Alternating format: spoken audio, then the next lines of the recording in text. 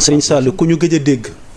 mu nekk dans son silence peut-être ñenn ñi juger ko comme intrigant ki may bëgg wax mooy l'ancien premier ministre Amadou Ba jiite mouvement boobu ñuy wax nouvelle responsabilité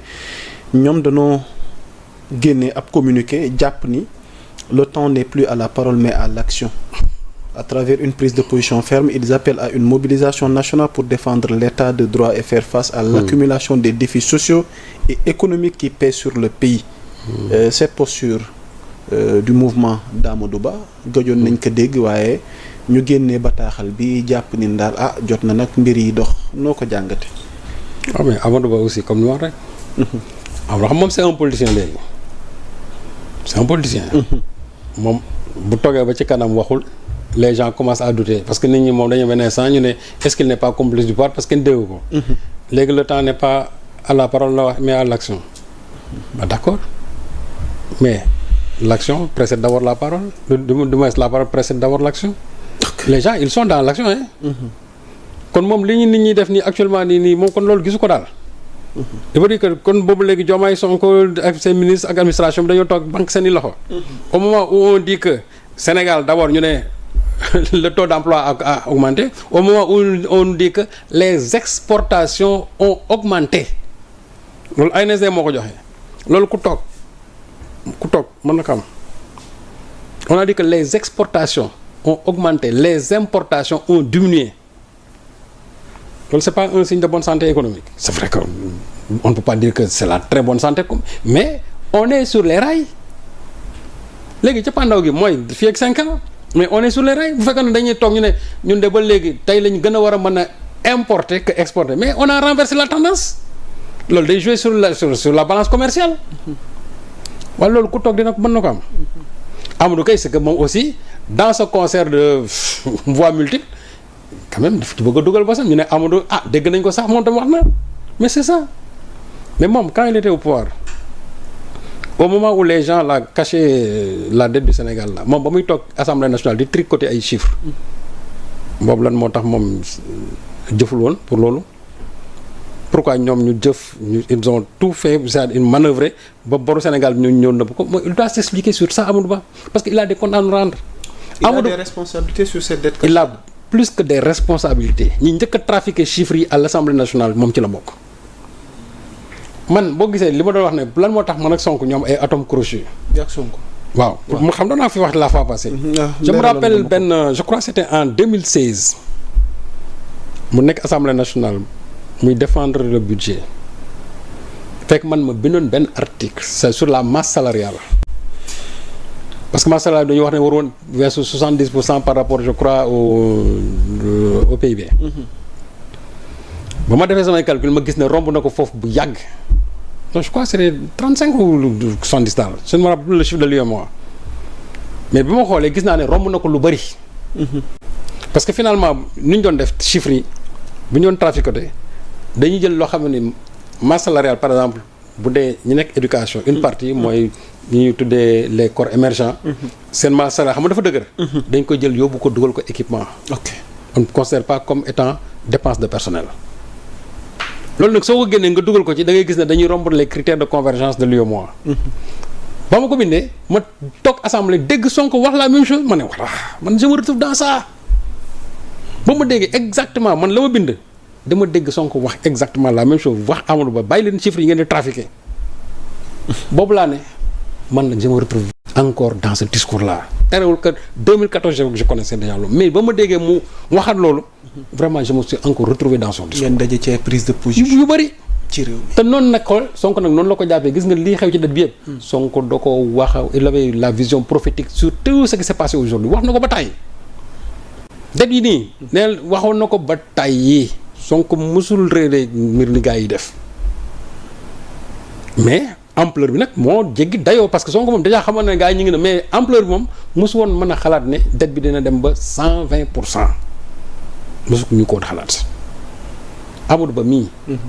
moom moo nekkoon ministère des finances à l'époque pour une bonne partie ñu doon lebee xaalis ñu jël xaalis bi di ko dugal foo xamante nii kenn xamu ko moom tey dafa amoon responsabilité toog ci plateau yii nii toog ci plateau yi comme ni ko ministre des finances yu France yi di ko defee. toog ci plateau yi expliquer parce que boobu ba léegi ñoom Sonko ñu ngi leen di wax ne vous avez caché la dette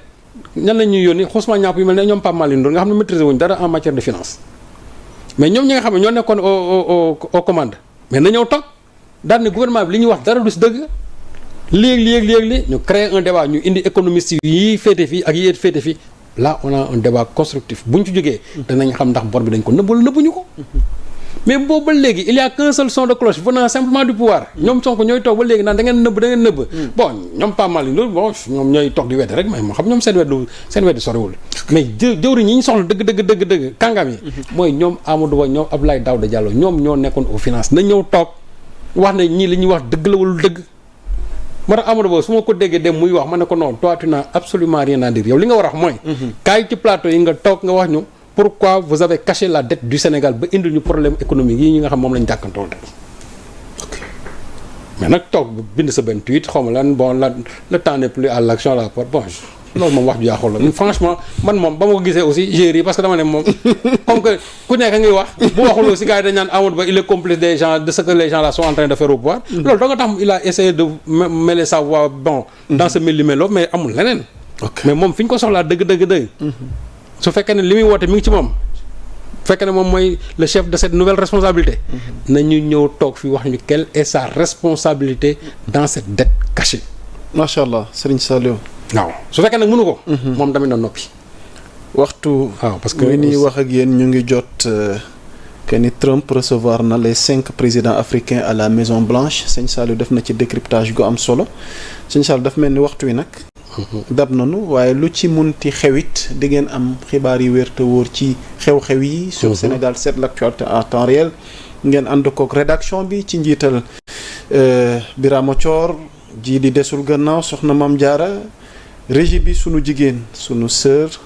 jarbaatu Serigne Saliou soxna tuuti moo ñu nekkaloon ci xarala gi kër gi nag bu mu bëggee lim ñëpp dina jafe waaye nag lépp rek maa ngi koy teg ci loxo madame Ndiaye mii yaayu kër gi mu jàllaleel ñu ko ci borom kër gi monsieur Ndiaye defe naa ñi ma war a nuyu tey damay tënk rek ñi ci des ñu jégal ma sëñ Saliou parce que waxtu weenu dab am na sa soppe gu tudd Souleymane ma nga ca Mbour nee na ma nuyul ma Serigne Saliou parce que nag dañoo créé groupe soppe Serigne Saliou mënu ma lim ñëpp nag waaye bu ma ne groupe soppe Serigne Saliou rek bari moom ma nga ba ca Lyon Amadou Bari ma nga ca Lyon nee na ma vraiment Serigne Saliou mi ngi lay jox sa wàccuwaay am na ku ci nekk Strasbourg tamit bu ma juumul René Bokandé waaw defe naa sama patriote bële moom di wëllëre di soppe lunette yi moom a ko baaxee ndax dafa am soppe yoo xam ne ñu koy wax Samuel Mokhtar di nuyu soxnaam madame Ba ñu ngi lay nuyu vraiment sunu kilifa gu baax guy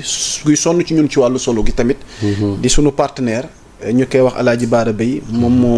moo amee first class Baara ñu ngi koy nuyu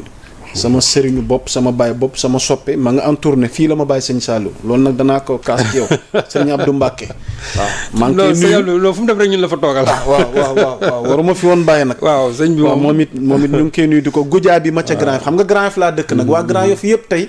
maa ngi teg yëf yi ci loxo gujaa bi Yankoba ñu ngi lay nuyu ak mboolem soppe yi dëkk Grand Yoff voilà donc fàttewuma kenn boo demee kaas ba am nga fa ay soppe yoo xamante ni vraiment sëñ Saliou xam nga man daal Ndakaaru la fu na laay dugg